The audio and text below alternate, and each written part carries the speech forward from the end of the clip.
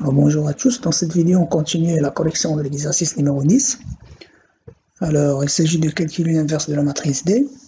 Alors toujours en utilisant la méthode de Gauss qui consiste à faire des opérations élémentaires sur les lignes jusqu'à transformer la matrice D en la matrice identité. Alors la première chose qu'on fait, donc on part de la matrice augmentée, c'est-à-dire le tableau de la forme D, et à droite on écrit la matrice identité. Ensuite, en faisant des opérations élémentaires, on va transformer ce tableau au tableau suivant, qui va être de la forme la matrice identité à gauche, et à droite, on va trouver une autre matrice que je vais noter par exemple A.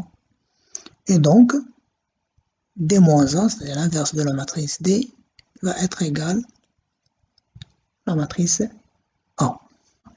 Je vais tout d'abord écrire la matrice augmentée. Donc la première chose que je vais faire, je vais multiplier la quatrième ligne par -1 pour retrouver 1 ici.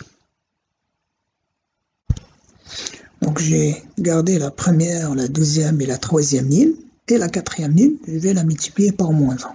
Donc j'aurai 0, 0, 0, 1, et à droite, j'aurai 0, 0, 0, -1.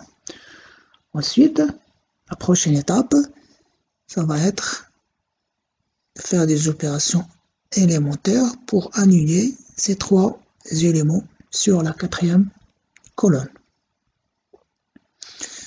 Donc on va garder la dernière colonne, la dernière ligne.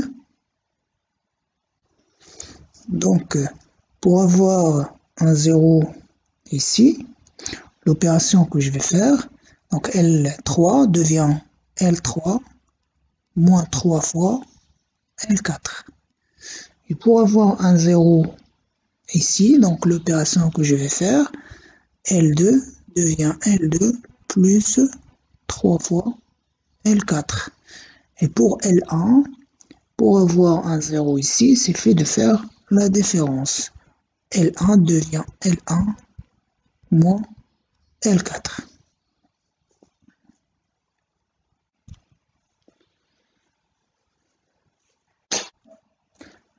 L'étape suivante, ça va être,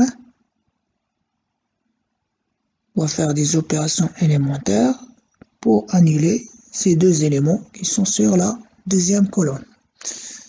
Pour cela, on va faire des opérations élémentaires avec la troisième ligne. Alors, pour avoir un 0 ici, je vais faire L2 devient L2 plus 2 fois L3. Et pour avoir un 0 ici, je vais faire la différence. L1 devient L1 moins L3.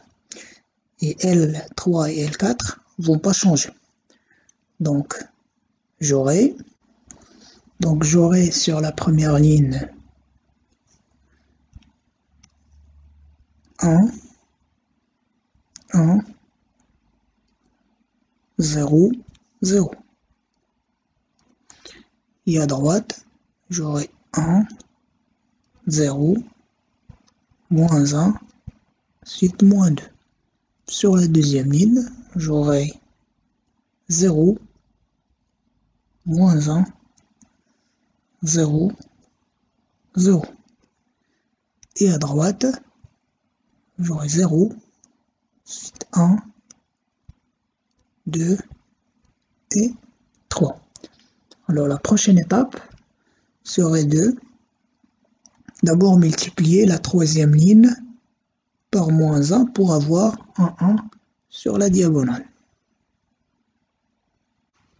Donc en multipliant L3 par -1, j'aurai 0, 1, 0, 0, et à droite 0, moins 1, moins 2, moins 3, les autres lignes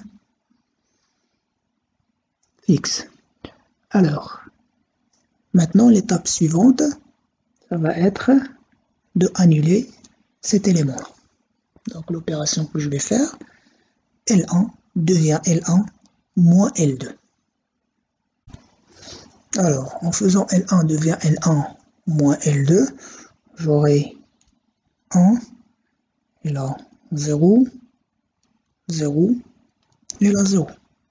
Et à droite, j'aurai 1, 1, 1, et là 1. Voilà, on a fini, puisqu'on a trouvé la matrice identité à gauche. Donc ici, on a trouvé la matrice identité, et cette matrice-là va être l'inverse de la matrice D. Donc la conclusion, donc D-1 égale 1, 1, 1, 1 sur la première ligne, 0, moins 1, moins 2, moins 3 sur la deuxième ligne, 0, 0, 1, 3 et 0, 0, 0, 1 sur la quatrième ligne. Et n'oubliez pas à la fin de vérifier les calculs. En calculant D fois D-1, vous allez trouver la matrice identité. Alors je passe maintenant au calcul de l'inverse du produit A fois B. Donc je vais utiliser la proposition numéro 7 que vous avez vue dans le chapitre 0. Et donc puisque les deux matrices A et B sont inversibles, bien sûr elles sont de même taille, donc le produit A fois B il est inversible et son inverse il est donné par cette égalité. Alors, donc j'aurai A, B, l'inverse du produit égale l'inverse de la matrice B multiplié par l'inverse de la matrice A. Il faut bien faire attention à l'inversion de l'ordre. Donc on a déjà calculé l'inverse de A, on a déjà calculé l'inverse de B, il suffit juste maintenant de calculer le produit. Au calcul, vous allez trouver la matrice suivante. L'inverse de CD égale l'inverse de D multiplié par l'inverse de C. Donc on a déjà calculé l'inverse de C, on a déjà calculé l'inverse de D. Il suffit maintenant de faire le produit. Et vous allez trouver la matrice suivante.